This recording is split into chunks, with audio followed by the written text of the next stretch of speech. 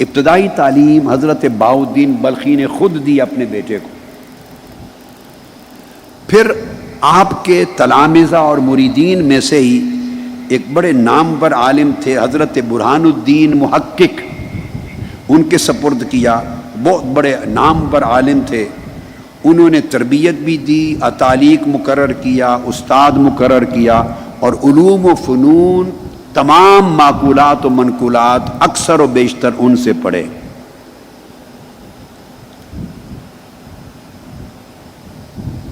جب کونیا پہنچے تھے مولانا روم تو عمر 18-19 برس تھی.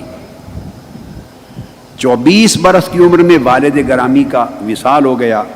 علوم پڑھ کے تو پھر آپ والد گرامی کے وصال کے دوسرے سال 629 میں جب آپ کی عمر مولانا روم کی 25 برس ہوئی تو علوم اور فنون کی تکمیل کے لیے پلٹ کے پھر ملک شام چلے گئے. شام زیادہ تر قیام علوم کی تکمیل میں آپ نے دمشق اور حلب 2 جگہوں پر رکھا. اب وہاں مدارس کے نام ہیں اور اساتذہ کے نام ہیں، وہ تفصیلات. زیادہ قیام علوم اور فنون کی تکمیل میں آپ کا دمشق اور حلب میں رہا.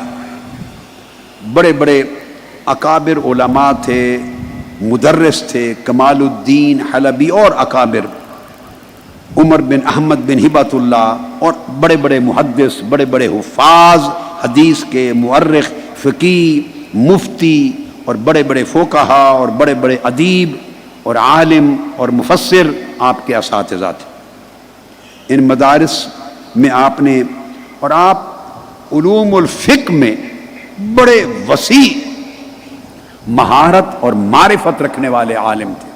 مولانا روم تمام مذاہب کے متبحر عالم تھے، اور علم الخلاف جو مختلف مذاہب کے مابین خلافیات ہیں اس کے اوپر بڑے مناظر تھے. مجادلہ اور مناظرہ کے بہت بڑے عالم، متخصص اور ماہر تھے، اور علوم کی مختلف انواع پر بڑا تبحر تھا، بڑی مہارت تھی. الغرض ظاہری علوم دینیہ میں، معقولات اور منقولات میں اس زمانے میں مولانا روم کا کوئی ہم پایا شخص نہیں تھا. دنیا سے بڑے بڑے فتوے آپ کی طرف آتے، لوگ استفسار کرتے، اکتساب فیض کرتے.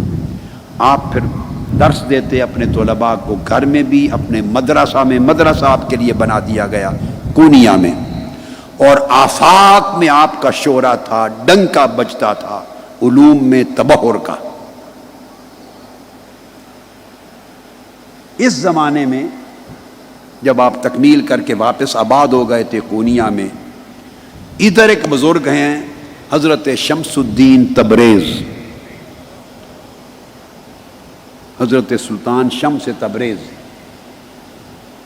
وہ تبریز سے چلتے ہیں، بڑے عارف اور بڑے عاشق تھے، سلطان العاشقین تھے اور سلطان العارفین تھے.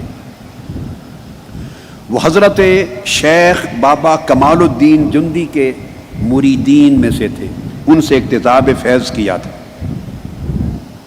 جب حضرت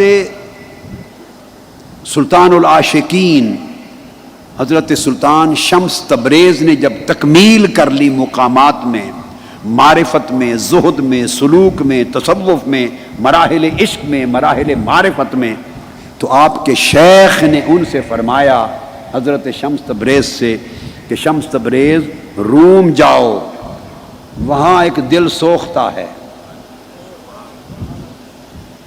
ایک دل سوختہ تمہارے انتظار میں ہے، جس کا دل عشق الہی کی آگ میں جلا چاہتا ہے، اس کے لیے روم جاؤ. ایک روایت. دوسری روایت میں یہ آتا ہے کہ آپ نے دعا کی ایک رات اپنے مراقبے کے بعد حضرت شمس تبریز میں کہ مولا مجھے کوئی ایک شخص عطا کر دے جو میری صحبت اور میری توجہ کا متحمل ہو سکے، میری صحبت کا فیض سنبھال سکے، جو کچھ میں دینا چاہتا ہوں وہ لے سکے اور سنبھال سکے، ایک شخص دے دے.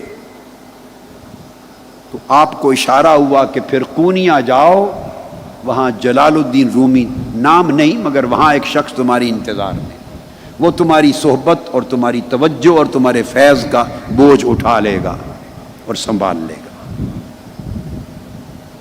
اب آپ کے احوال اور تراجم کی کتب میں آیا ہے کہ جب حضرت سلطان شمس تبریز کونیا پہنچے تو پہلے ایک کاروان سرائے میں پہنچے۔ مختلف روایات ہیں، پہلی ملاقات ہوئی یا دوسری ملاقات تھی۔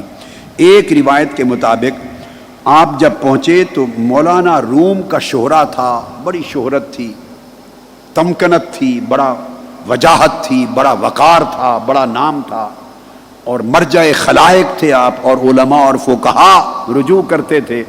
تو حضرت شمس تبریز بھی سن کر ان سے ملنے کے لیے کونیا گئے، چونکہ وہ اس مرد کی تلاش میں تھے جس نے آپ کے فیضان صحبت کو حاصل کرنا اور اس کا متحمل ہونا تھا۔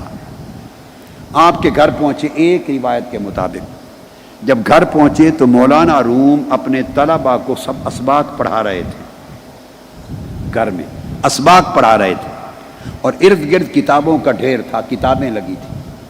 حضرت سلطان شمس تبریز نے آ کے کھڑے ہو کے دیکھ لیا، وہ پیری مریدی نہیں کرتے تھے حضرت سلطان شمس تبریز، بس تاجروں کے روپ میں سفر کرتے تھے، سیاحت کرتے تھے، اور ایک شخص کی تلاش میں تھے جسے اپنا فیض منتقل کر سکے۔ روایتی سلسلہ ان کا نہیں تھا۔ آپ نے کتابوں کا ڈھیر دیکھا تو ان سے پوچھا، یہ چیز یہ کیا ہے، یہ کیا ہے؟ مولانا روم نے جواب دیا، یہاں چیز اس کے تو نہ جانی، یہ وہ چیز ہے اے درویش کہ تو نہیں جانتا اسے، یہ وہ چیز ہے کہ اسے تو نہیں جانتا۔ اس روایت کے مطابق جو الجواہر المضیہ کتاب ہے احناف کے علماء اور فقہا کے طبقات پر، اس کی روایت کے مطابق جب آپ نے کہا کہ یہ وہ شے ہے جو آپ نہیں جانتے تو اس وقت ہی کتابوں کو آگ لگ گئی، کتابوں کو آگ لگ گئی۔ مولانا روم پریشان ہو گئے، مصودات تھے اس زمانے تو قلمی کتب ہوتی تھیں، سب جل گئیں، اور پریشان ہو کے پوچھا یہ کیا ہے؟ فرمایا یہ وہ چیز ہے کہ رومی تو نہیں جانتی، جو کچھ پہلے تھا وہ ہم نہیں جانتے، جو اب ہو گیا وہ آپ نہیں جانتے۔ کتابیں تو مولانا روم کی درخواست پر حضرت سلطان شمس تبریز نے واپس پلٹا دی، مگر مولانا روم کے دل میں آگ لگ گئی، عشق کی آگ بھڑک اٹھی، یہ وہ پہلی چنگاری تھی جو جلی۔ اب ایک اور روایت بھی آپ کی ملاقات کے حوالے سے دوسری آتی ہے، اور وہ یہ کہ مولانا روم ایک تالاب کے کنارے، اپنے مدرسہ کے تالاب کے کنارے طلباء کو پڑھا رہے تھے۔ حوض تھا، پہلے زمانے مساجد کے اکثر سینوں میں مدارس میں حوض ہوتے تھے، اس کے کنارے بیٹھ کے پڑھا رہے تھے، کچھ کتابیں رکھی تھیں، اور حضرت شمس تبریز نے اس موقع پر پوچھا کہ یہ کیا ہے جلال الدین، یہ کیا ہے؟ آپ نے جواب دیا یہ قیل و قال ہے، یہ قیل و قال ہے۔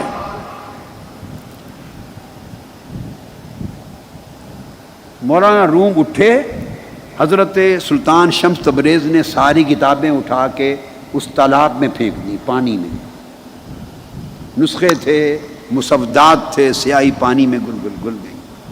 مولانا روم کو خبر ہوئی، پلٹ کر آئے، طلباء چیخے، بڑا ہنگامہ کھڑا ہوا۔ مولانا روم نے ضبط کر کے پوچھا یہ کیا ہے؟ فرمایا حضرت سلطان شمس تبریز نے وہ قیل و قال تھا، یہ عالم حال ہے۔ پوچھا یہ کیا ہے؟ فرمایا عالم حال ہے۔ یہاں سے مولانا روم حال کی دنیا میں داخل ہو گئے، حال کی دنیا میں داخل ہو گئے۔ اور آپ نے کہا یہ کتابیں تو نایاب تھی، فرمایا گھبراتے کیوں ہو؟ آپ تالاب میں اترے اور کتابیں نکال کے واپس کر دی، اور ایک ایک کتاب کو جھاڑتے تھے، بجائے پانی کے گرد نکلتی تھی۔ وہ پوچھتے رہے یہ کیا ہے؟ فرمایا وہ کیل و کال تھا، اب یہ عالم حال ہے۔ مولانا